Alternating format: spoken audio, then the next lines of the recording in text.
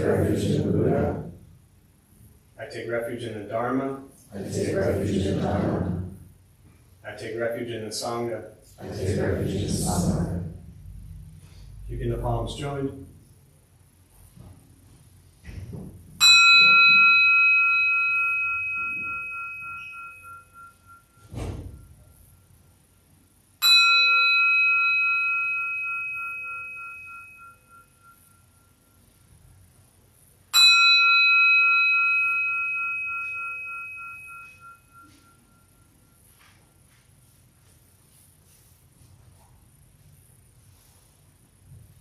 Put the palms down.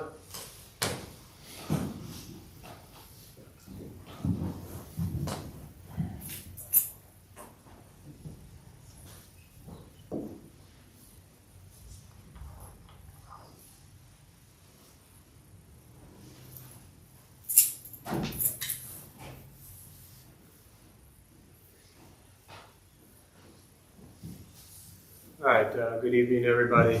Nice to see you all here. Thank you for showing up. It's funny, somebody just asked the question to me when I first started learning Buddhism, kind of what did I learn, where did I start, things like that.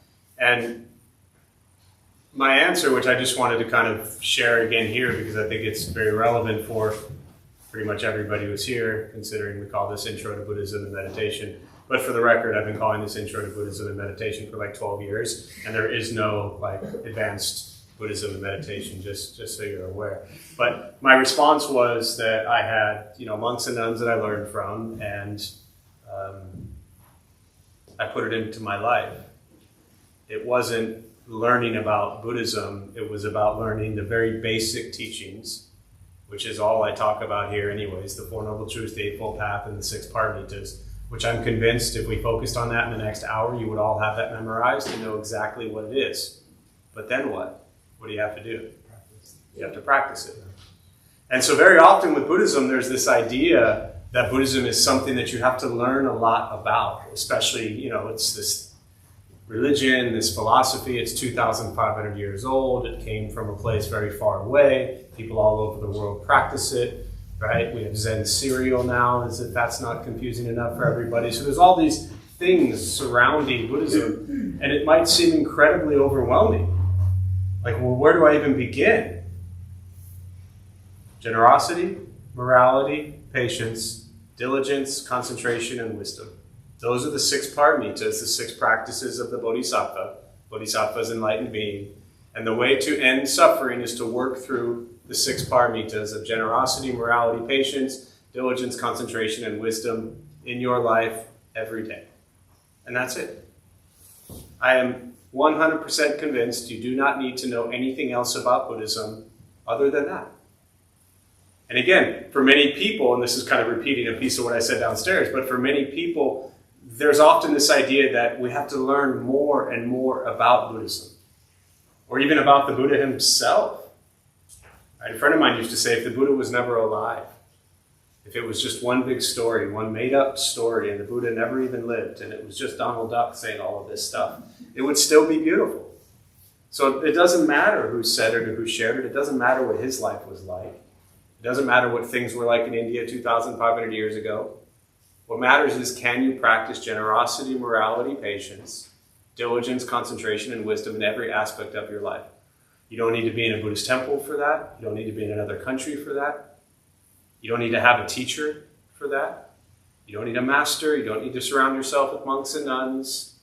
You don't have to go on retreats. You don't have to, you just have to bring that into, how many of you have family? How many of you have family that drive you crazy, right? More hands went up than were up after the first question. There you go. Those are your monks and nuns and masters and teachers.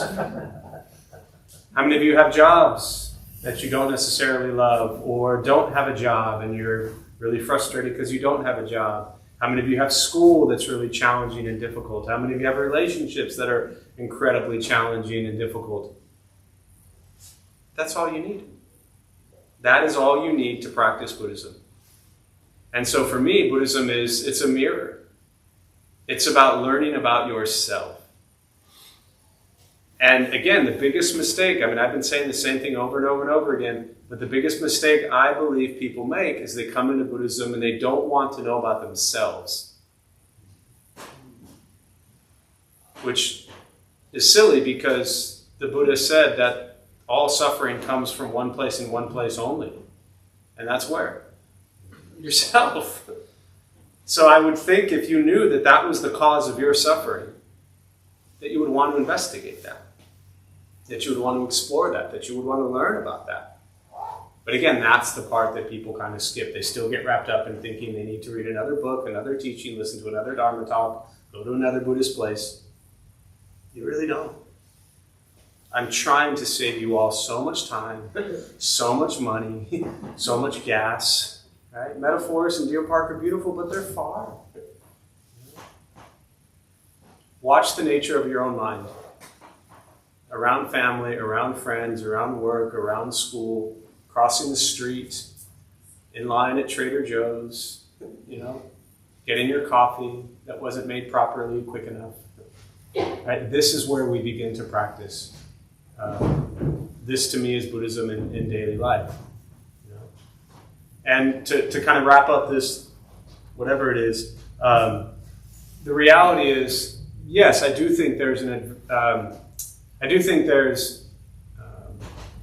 benefits to a monastic path, to as a monk or nun, because you've in essence kind of taken everything else that I'm talking about and set that aside.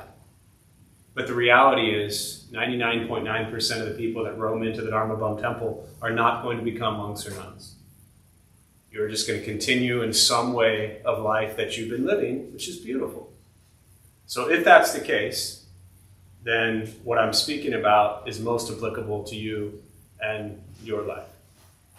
For the 0.1% of you that someday may end up a monk or nun somewhere, then you're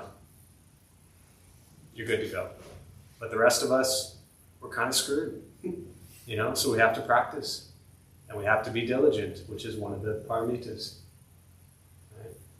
Diligence in understanding yourself. How fun is that? Super fun. Yes. Good. I'm glad we're all happy now. All right, so we'll start with a meditation practice. To those joining virtually, glad you're here. Thanks for showing up. Feel free to say hello as you are. If you have any questions when we get there, you can put them in the chat box. A couple things I'll tell you before we begin. Nothing's going to happen to you. You're not going to float away.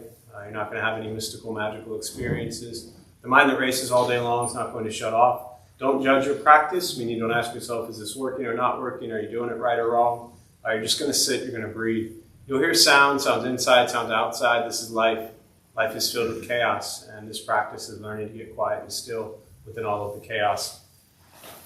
Posture, you just want to be comfortable. If you're on a cushion, often it helps slide into the front third, pushing the stomach forward, allows the back to straighten. If you're on a bench or chair, also just trying to sit up straight, relaxing the shoulders. Hands are on the knees or lap, whatever's comfortable. If you need to move, simply move.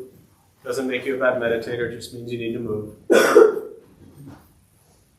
I will guide us as we begin, and we'll settle into a little bit of silence. Most importantly, do not expect anything. We're just going to sit and breathe.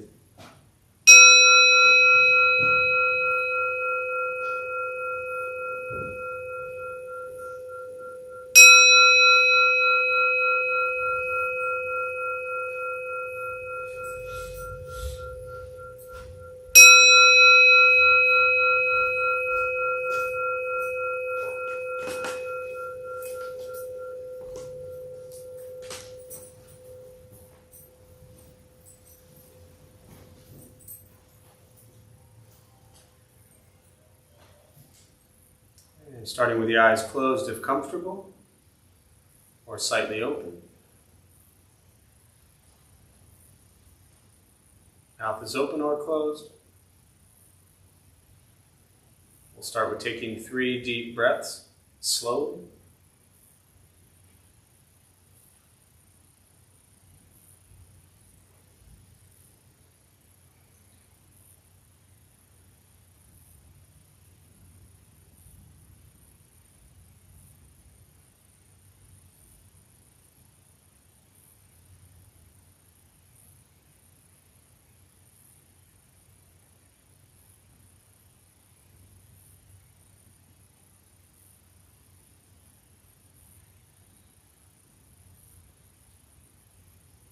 eventually settle into a natural rhythm of the breath.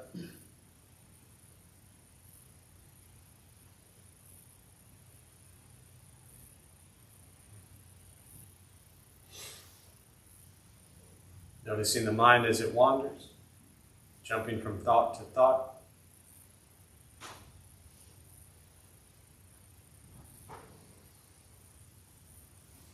Start with gently guiding the attention, focus to the stomach or chest.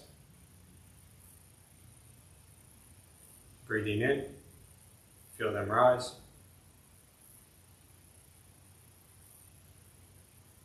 Breathing out, they fall.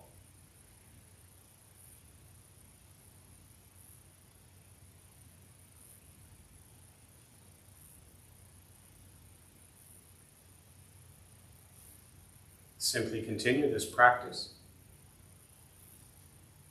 observing sensation of breath, expecting nothing but to sit and breathe.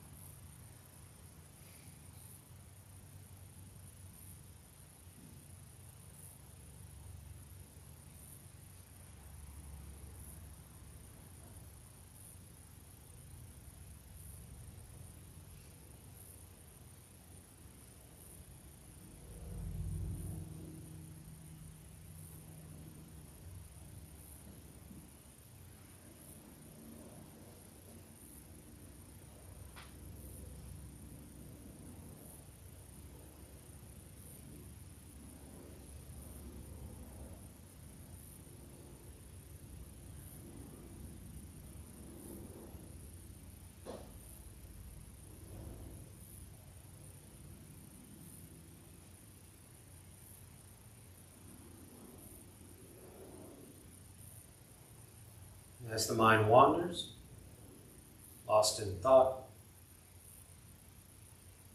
recognize it.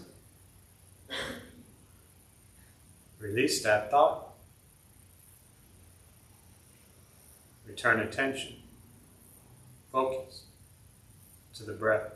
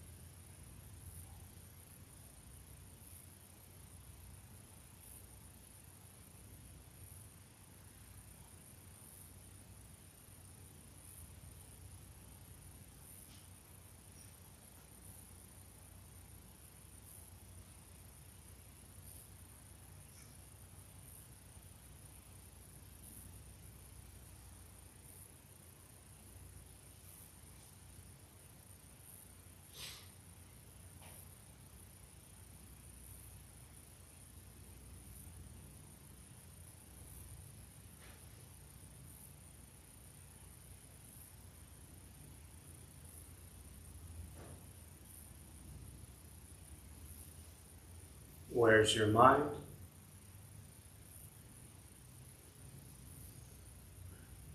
Lost in thought?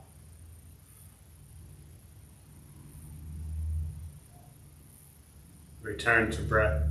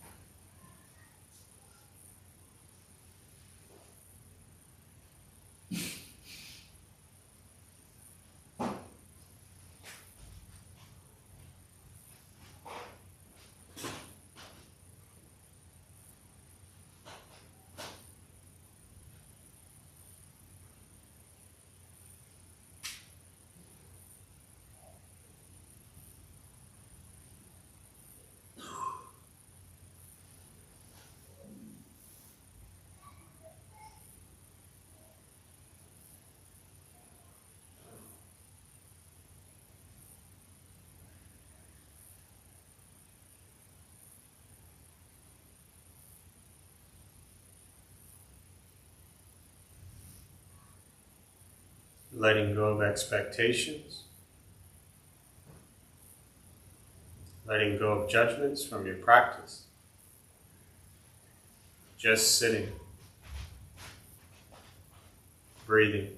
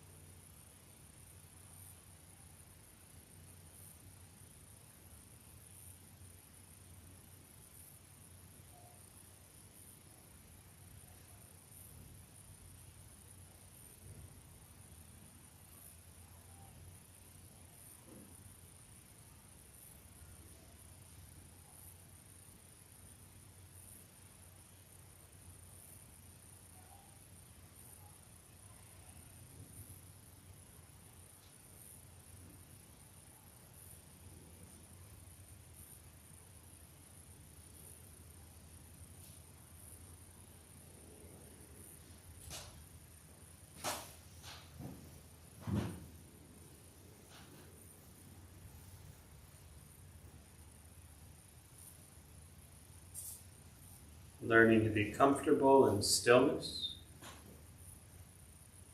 in quiet, wanting nothing but to sit and breathe.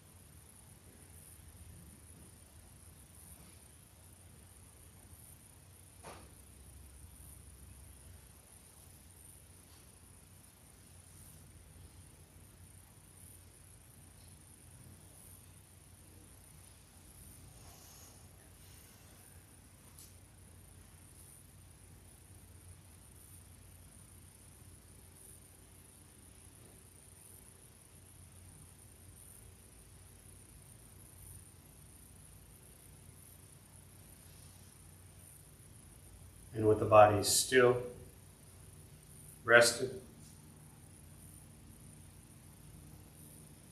and the speech quiet, aware of all sounds, and the mind learning to settle,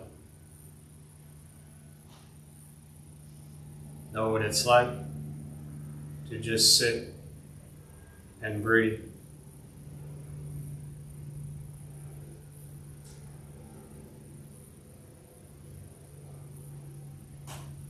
Knowing with each breath, there's nothing else to do,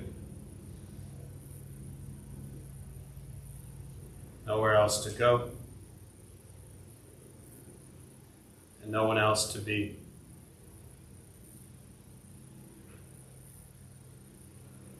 Everything beautiful, exactly as it is. Sitting, breathing.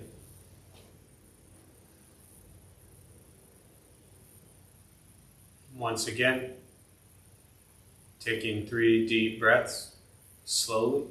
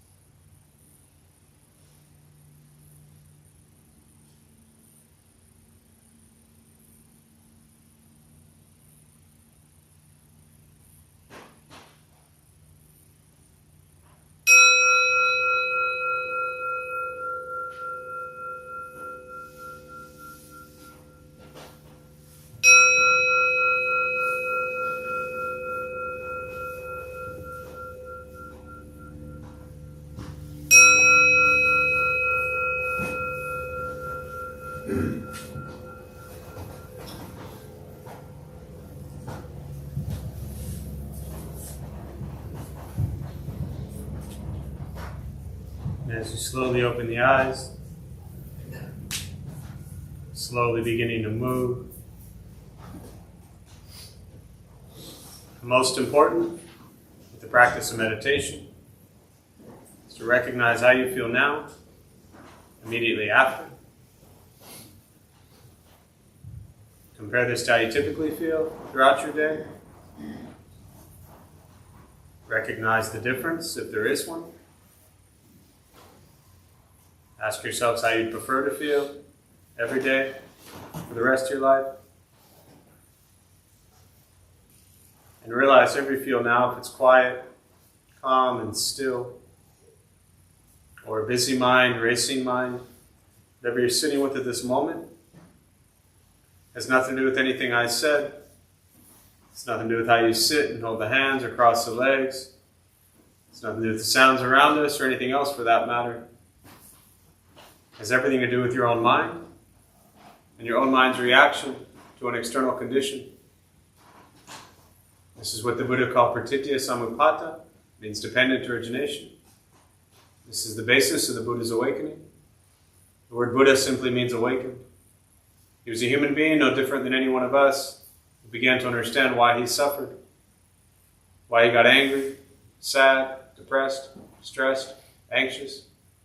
He began to understand the causal relationship of all phenomena. And what that means, very simply, for all of us, regardless of where you come from or what you believe in and where you think you're going, your whole life is filled with things that happen. You react. More stuff happens, more reactions. That's it. That's what we get. This practice is simply learning what it's like to respond to something quietly, peacefully, still. Because for most of us, the way you responded to the last 20 minutes is quite different from how you respond to every other 20-minute period of your day. And so all we're working on is closing the gap to where the way you feel now is closer to how you feel always. Just as driven, motivated, productive, successful, whatever that means to you in your respective lives. But with a mind that's steady, clear, focused, distracted by nothing, disturbed by no one. It's not an easy practice. It's not necessarily fun. It's not an escape, as often people think it is. It's direct perception into the present moment. And the present moment is filled with conflict, chaos, difficulty, challenges. This is our life. This practice is learning to be with life as it arises. Meditation is free. Buddhist practice is free. It's just sitting, breathing, becoming aware of what you think, what you say, and what you do in every moment. And understanding the intention behind what you think, what you say, and what you do. That's the heart of Buddhist teachings. That's it. Once we stop trying to change, fix, control, manipulate everything and everyone around us, which is where we spend so much of our time, hoping they do this, hoping they do that, wishing they would do this, wishing they would do that. We spend so much time focused on the actions of others. This practice is focusing on your actions. When we stop trying to change everything around us, when we work on changing ourselves, things get a little better. And then you can work on the things around you, but then you're coming from a place of love and kindness and compassion, not from a place of anger and hatred and ignorance. If your life is a crazy, hectic, stressed out mess, this stuff doesn't fix it. This practice helps you become aware of your life that is a crazy, hectic, stressed out mess, so you can then make changes in your life. And when you do that, you'll benefit. And everybody you interact with and encounter, every moment of your life will also benefit. So this practice isn't just for you. It's for all the people that have to put up with you. Which I'm sure is nobody in this room has ever done anything wrong, so I don't know why I even waste my time saying that. So I'm going to stop there, open up for questions. For me, I always really prefer just to respond to questions. Those joining virtually, again, welcome, glad you're here. Feel free as you are to say hello. If you have any questions, put them in the chat box. I'll do my best to respond. So meditation, Buddhism, anything you're sitting with, and we'll use the rest of our brief time for questions.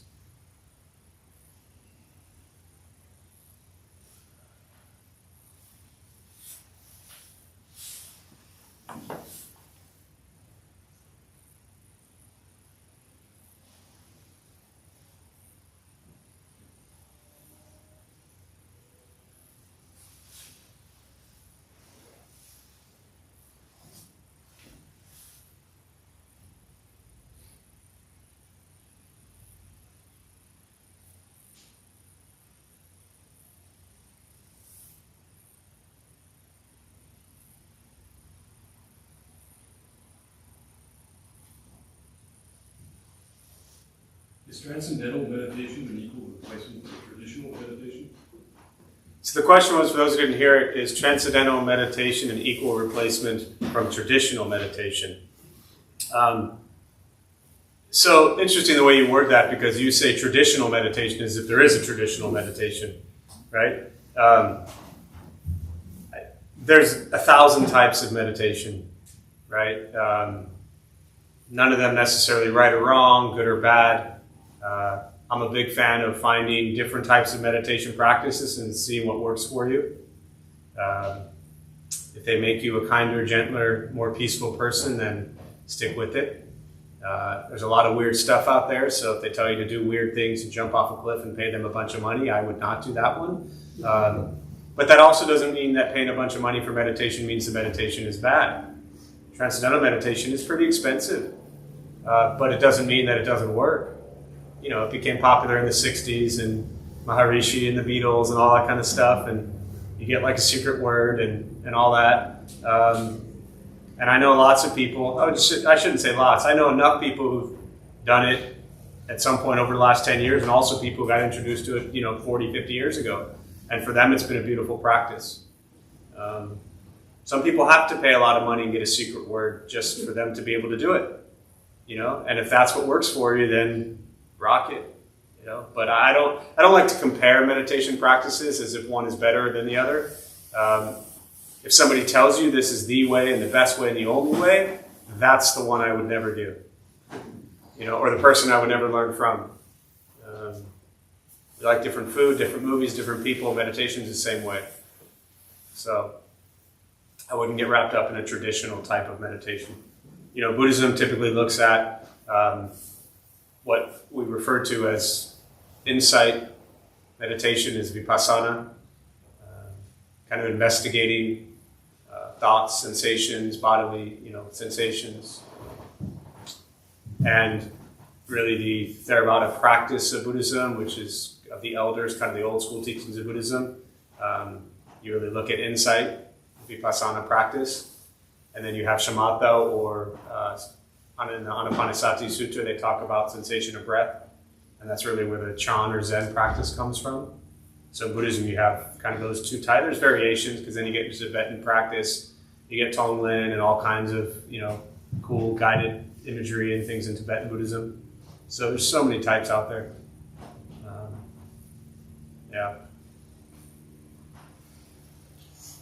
Yeah.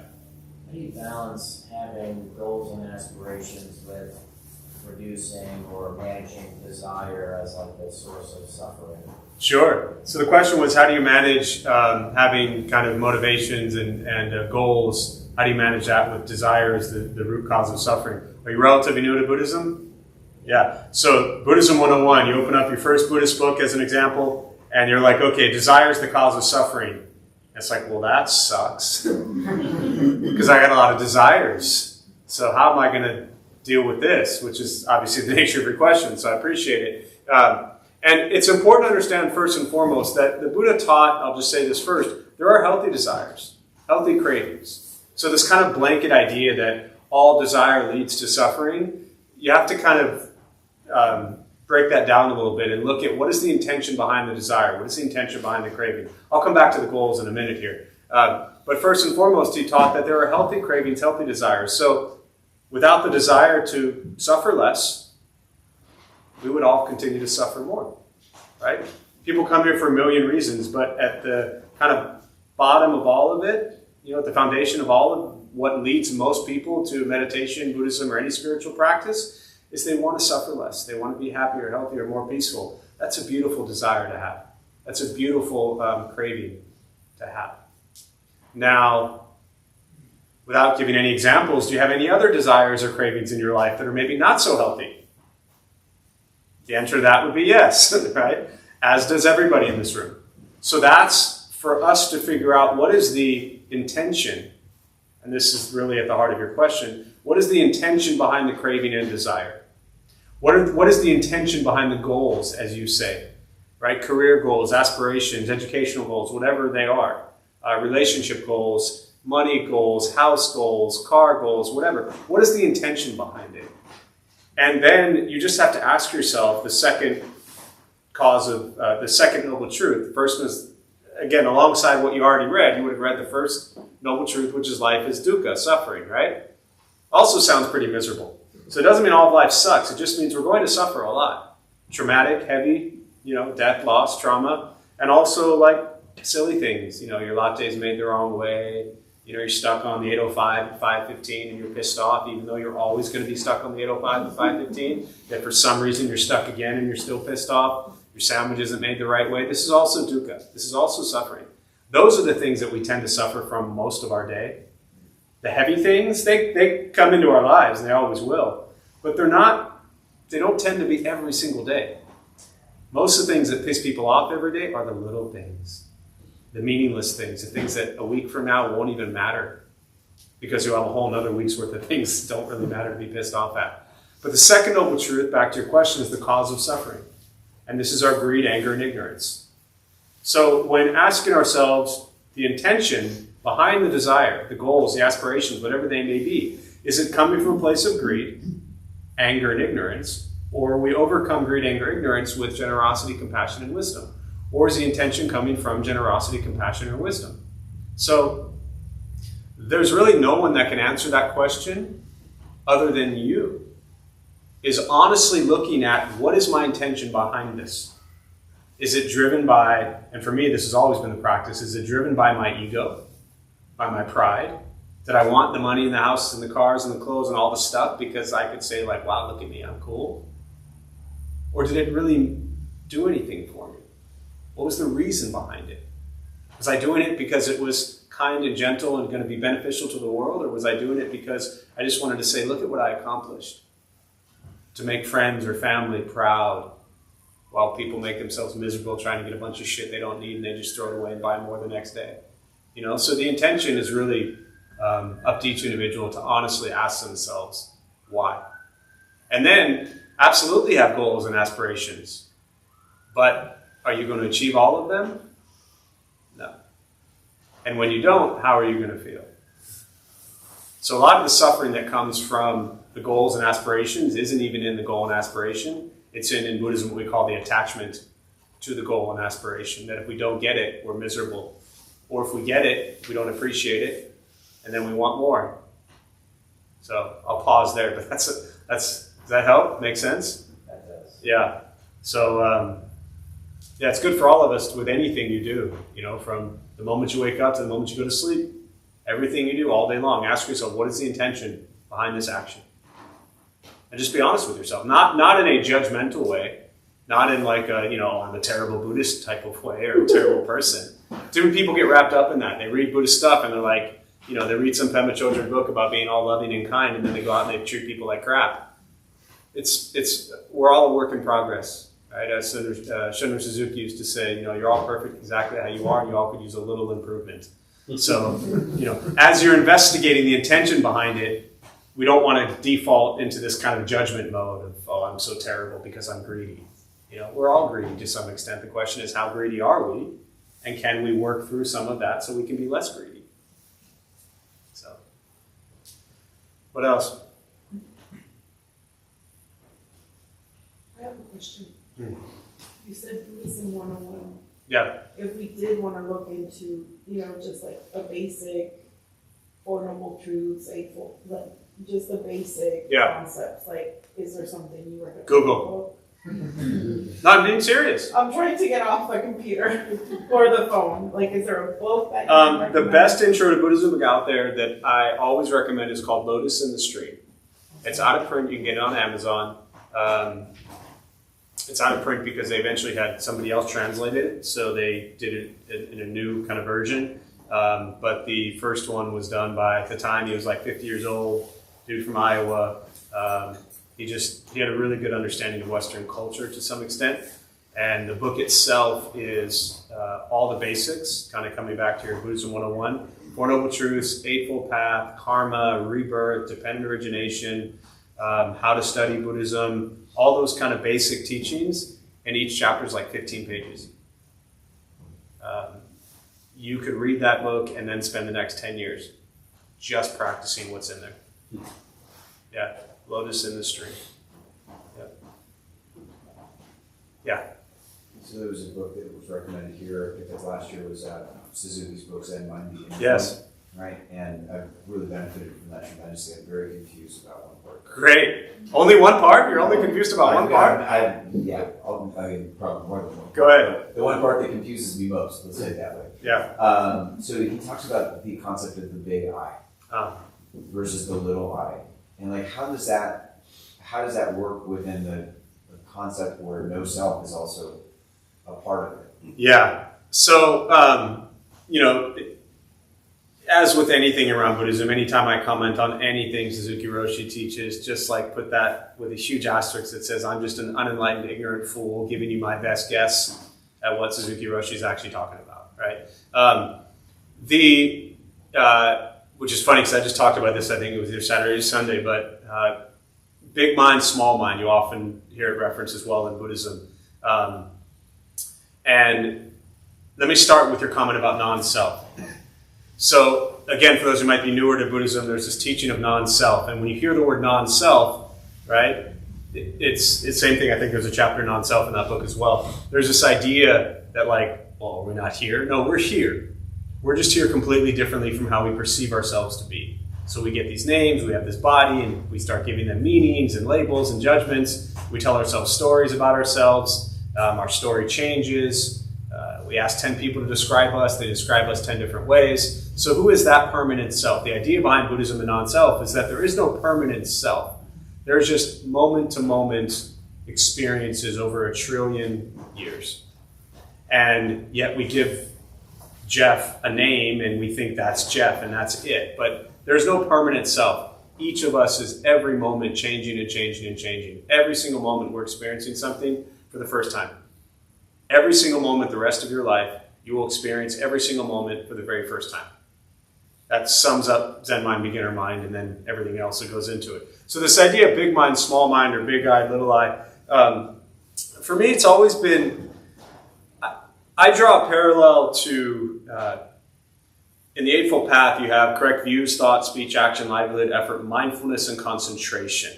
And Eightfold Path, again, for those who are brand new, it's the path, the fourth noble truth, the path that ends suffering. But when I look at mindfulness and concentration is an ability to stay present and focused on using sensation of breath or whatever it is you're using while you have an awareness of what's going on around you, right? So if I'm in this meditative state and I'm concentrating on present moment, sensation of breath, I've got my spot on the wall or the floor or the chair, whatever it is, and all of a sudden there's like a helicopter or a an elephant that like lands on this building and it starts crumbling and crashing, I shouldn't say, well, I'm in a concentrative state, I'm doing my meditation, so I'm just going to ignore all of that. You need to be in awareness of all of that. So concentration is concentrating on the present moment while you're aware of everything that's going on around you. For me, when I look at big mind, small mind, it's kind of the same thing where you're aware that you're making, again, you, this non-self you, is making choices. We eat every day, we talk every day, we move around every day. So we're concentrating on each moment, but we're also aware of how those decisions and choices play into everything. Often this idea of staying present can get lost because we think, well, that if we're just staying present, that nothing matters. But no, everything matters. So we're staying present in each moment, but we're not losing sight of everything. How important every single thought and word and action is. So for me, the big mind is the awareness of every single thing that's going on in all times, all space, all directions. And the small mind is, I'm just going to eat my oatmeal because I'm hungry right now. So if I'm understanding what you're saying there correctly, then like you're not saying like small mind is bad mind, big mind is good mind. It's something more like the way our vision works, where you have peripheral vision, where you're picking up the whole field, and you might have an object of focus. Sure. That would be maybe an analogy. Yeah, I mean, that's how I've always kind of looked at that teaching. And that the challenge is that, so small mind, you can also look at it as the small mind that is feeding that ego and that self. Because in each moment, I mean, really, if we're honest, who are we thinking about in each moment? I mean, when you woke up today and realized you were hungry and wanted breakfast, was your first thought, I'm hungry and want breakfast? Or was your first thought, there's hungry people in the world, I hope they have food? Right? I mean, our first thought is, that immediate. So again, you could kind of expand on the example you just gave. You could look at it in that, like, and one would say, well, it's not selfish to think that I want to eat. But the reality is we don't think about other people first. We think about ourselves. And if there is no self, why are we thinking about ourselves before other people? And it doesn't mean, as Dogen said, you must get to know the self before you can get rid of the self. Right? And Suzuki Roshi really is just pulling from Dogen's teachings. If you haven't read it yet, you read Shobo Genzo? So just Google Dogen, Shobo, Genzo. Okay. Dogen's his name, Shobo, Genzo. I've seen the name in that. Yeah. Yeah, okay. So he was from 1200 to 1253, and Suzuki Roshi is 800 years later or whatever. But, yeah. And last thing I'll say on that, for all of us, is that, all we have to do is ask ourselves, how much time do we spend focused on thinking that we're most important? Everyone talks about wanting to save the world and all the terrible things that are going on every day, but 90% of our day we're focused on what we need and what we want. But then we also feel that we're, justified in complaining about what everybody else is doing. I mean, ask ourselves, did we think about other people eating today equally as important as we thought about us eating today? Most people can't say yes to that. And again, that's not making you a bad person. It's just being honest and real with the fact that we are focused on ourselves, thinking that we are the most important people. And then once we've satisfied all of that, then we're like, okay, now I'm going to go save the planet. For those who've seen George Carlin's skit on Saving the Planet. Anyone seen it? Yeah. It's a good one.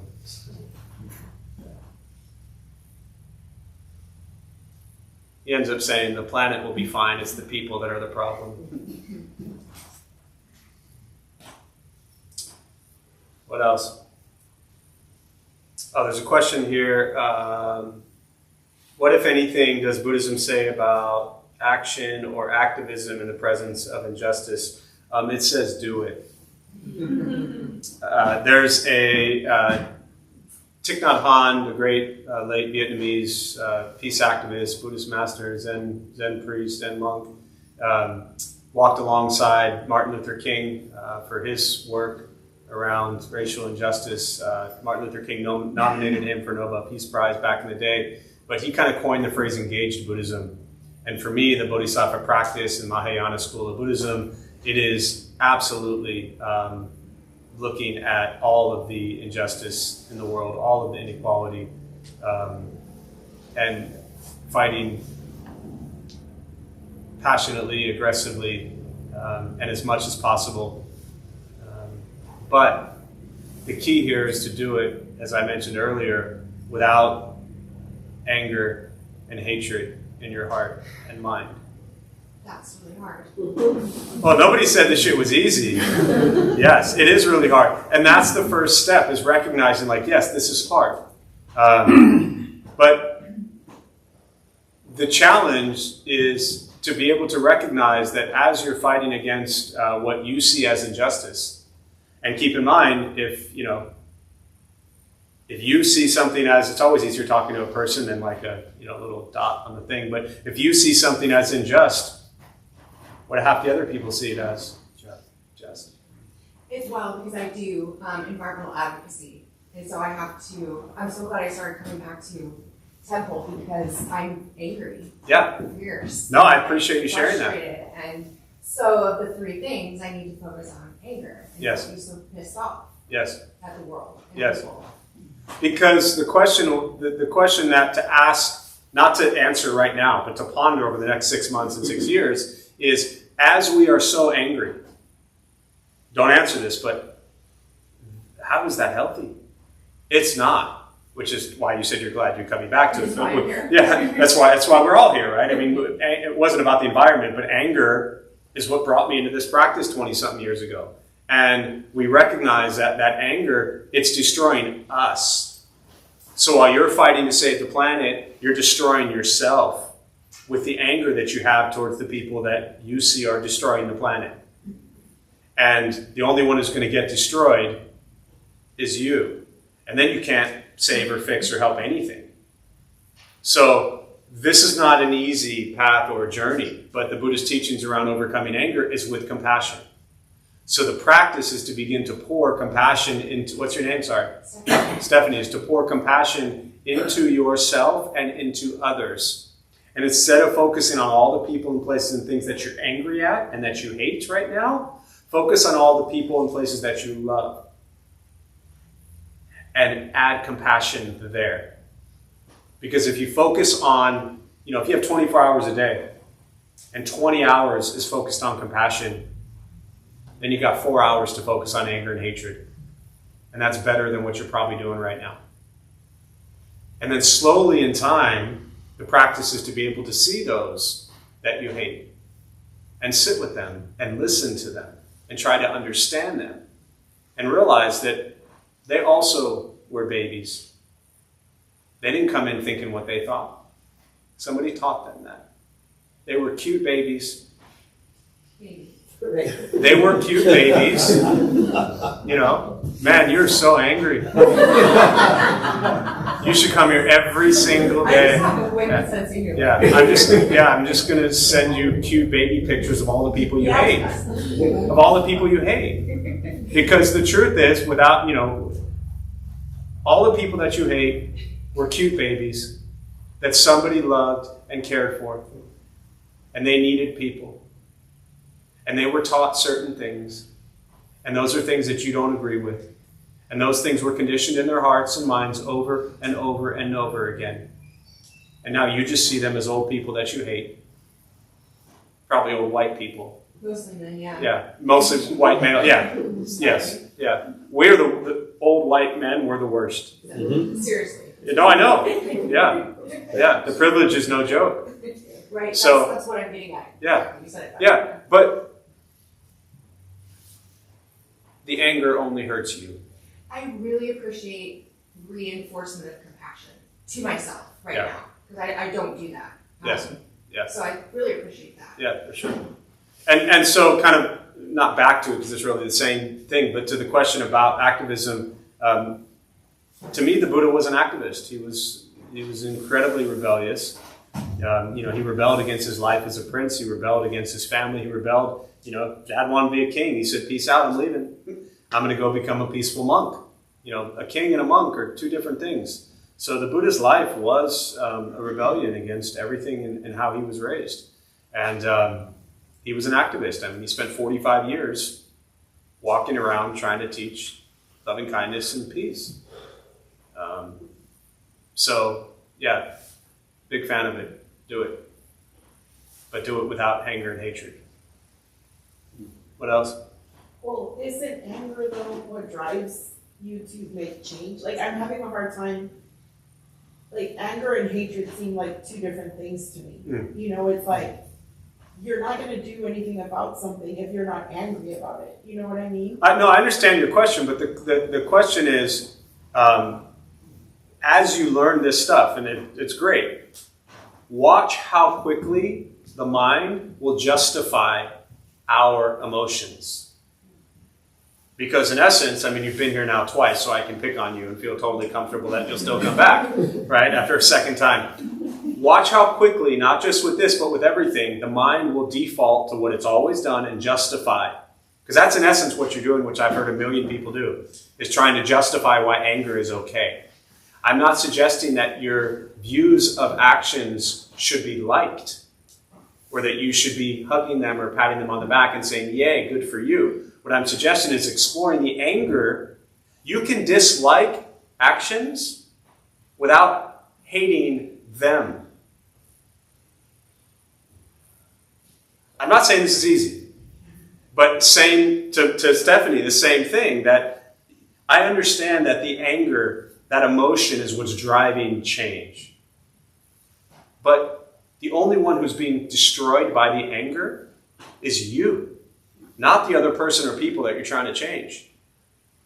We're so good at justifying why our anger is good and helpful. Anger is, what's that? There's that, what is it? Like, anger is like holding a hot coal and expecting somebody else to get burned or something like that. It's all these dumb little Buddhist memes, but that one I really like. Anger is like having a hot coal in your hand. Does that make sense? Yeah. And expecting the other person to get burned, but you're holding it. So that is the teaching, to fight, to create change, but from a place of compassion, understanding, love, kindness, not anger and hatred, because you suffer, they don't.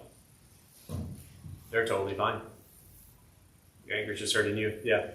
We'll do one more and close. This is a great conversation. I'm sure at this time many people are thinking about these things.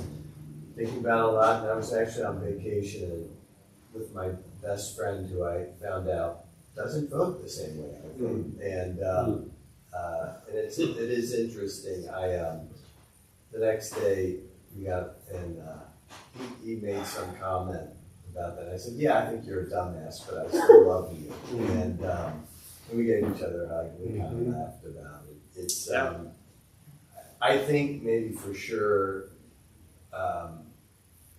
Well, first of all, I always like to say that given how divided everything is, we're united on one thing. 100% of the country thinks 50% is insane. And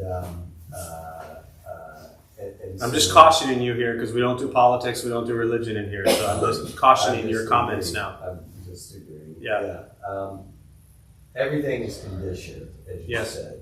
Yes. And my friend has his life and his experiences and what he sees and what he does and what he's exposed to, and that's led him to his set of decisions and beliefs. And I've been where I'm at and what I've done, and I have no more control over all of those things than he has for him. Right. And I can just love him for who he is, and because that's what the universe made him like. And I just have to accept him and move on. Yeah, it's often, and 100 years ago, there were problems. There's problems today. There's problems 100 years from now. Hang on, let me finish this thought and then we'll go there.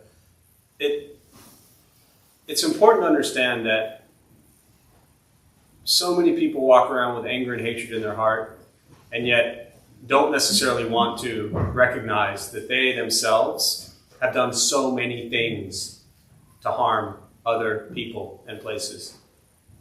And very often we're so quick to judge and point fingers and blame everybody else for their thoughts and words and actions, as if we've never done anything wrong to harm anyone. I mean, I've caused so much pain and heartbreak and suffering in this world. And for me as a practice, you have to look at that and realize, for me as a practitioner, I'm in no place to judge anybody else for what they're thinking. Doesn't mean I have to agree with them or like them, and it doesn't mean I'm not going to fight for what I believe in. But to judge other people, there's nothing in Buddhist practice that says, let's throw judgment on others.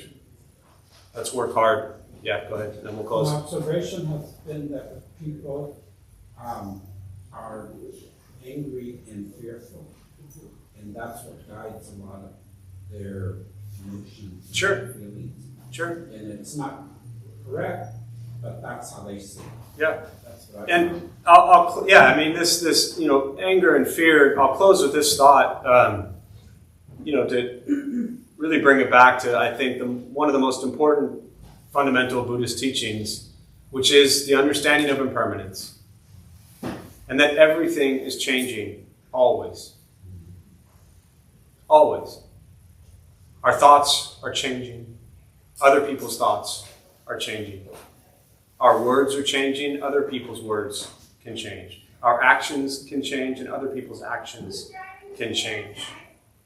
But if we just get stuck on thinking that everybody is never going to change and nothing is going to change, then we're the ones, again, who are just going to be miserable and suffer constantly.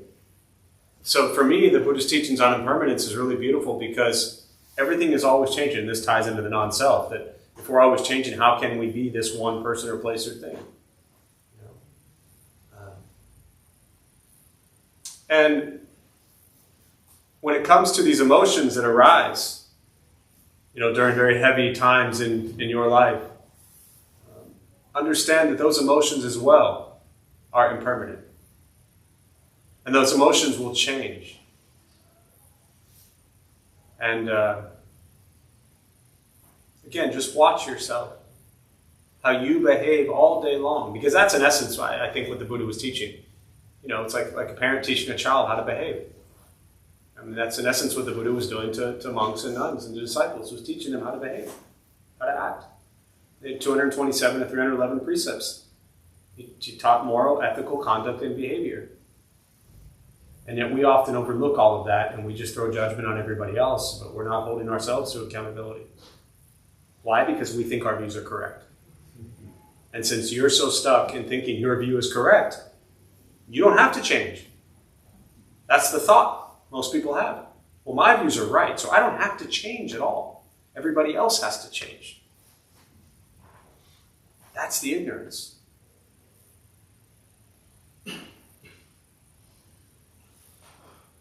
Why don't you have to change? Because you're right. Sure. So, and I'll throw this last thing out there as we wrap up. Sorry it went so long. No, I'm not going to go there. We'll close on that one. Join palms. May the benefit of this practice be shared with all beings in all directions. May all beings be at peace. May all be free from suffering. May any merit gained from this practice be transferred to those who need it most.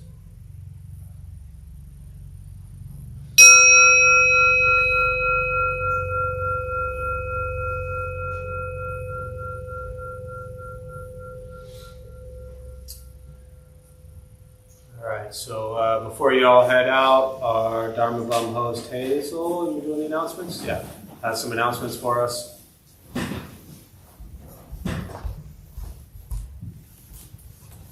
Hello.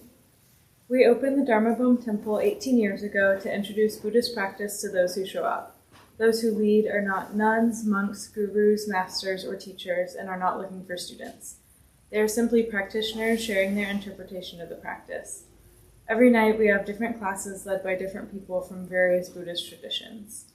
We have a recovery sangha that meets several times a week for anyone with addiction, and our food redistribution program meets every Thursday at 4:30 p.m.